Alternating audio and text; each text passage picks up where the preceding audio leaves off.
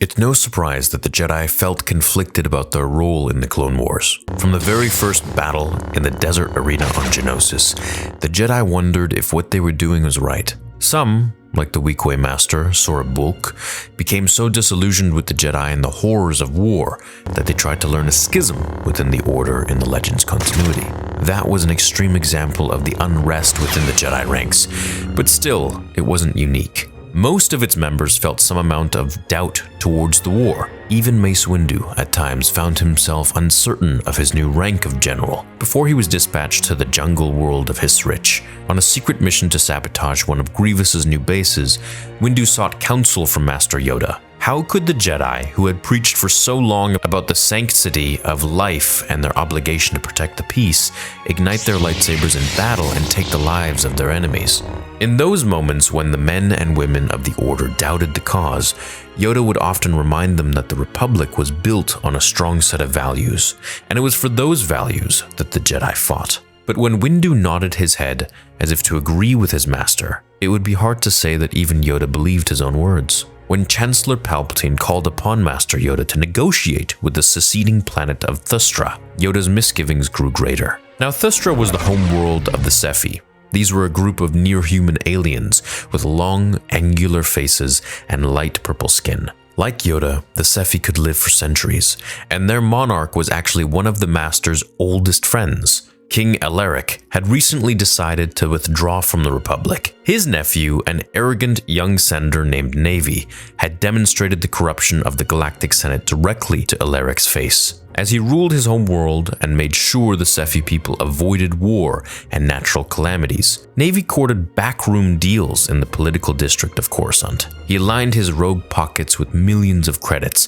while the galaxy suffered. It only seemed natural to the centuries-old king that the Sephi people should withdraw from the Republic. Especially now, several months into a brand new war, Alaric couldn't find the just reason to support Palpatine's clone army, especially when the separatist ideology seemed like the right one. By the time Yoda arrived on the planet to meet with his old friend, the Republic army had already suffered a bloody defeat at the hands of Alaric's army. Hearing news of the King's secession, Republic forces had landed a few days prior. Their ground invasion, led by a column of heavy armor and a few battalions of troopers, faced heavy resistance. The very night before Yoda arrived, the Sephi forces managed to destroy 3 Republic ATTE vehicles. Shortly after, an explosion at the Central Command tent killed the 2 commanding Jedi generals on Thustra, leaving only their Padawans behind. When Yoda arrived shortly after, the 2 young Jedi, a human male known as Cal and a female humanoid known as Pix, were a bit disappointed.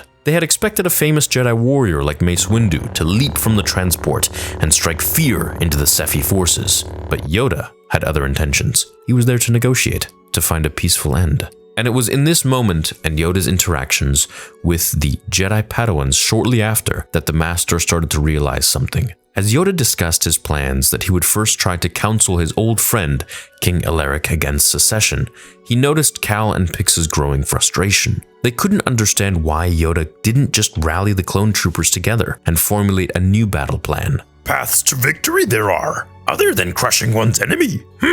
Yoda said. At first, Cal must have reminded Master Yoda of another apprentice currently serving in the Jedi Order.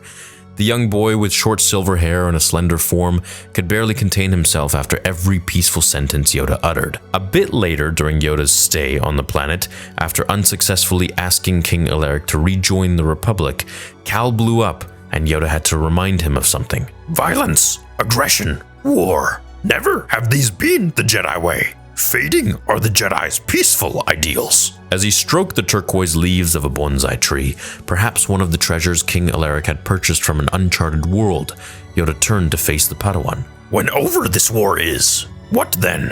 If peace is to be had, where will your place be? Yoda spoke these words directly to Cal, questioning the boy's mindset.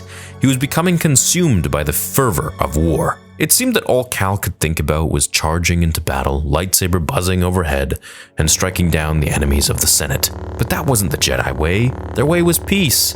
So Yoda was asking him simply, if the war ended and Cal had to return to the Jedi ways, would he be able to do so? And it seemed in this moment that Yoda might have been talking to someone else as well. Was he asking himself the same question? Perhaps the Masters of the Order, with all of their years of experience, would be able to lay down their lightsabers and return to their monastic lives. Maybe. But what of the Padawan? The generation of young Jedi learners who were being taught during the Clone Wars were losing focus. Would the Jedi as a whole be able to return to peace if the only thing their young knights knew about was war? Yoda was realizing more and more the Clone Wars were forcing the Jedi to compromise their ideals, and perhaps the damage was too great to undo. I mean, imagine if all the young Jedi were born into this war.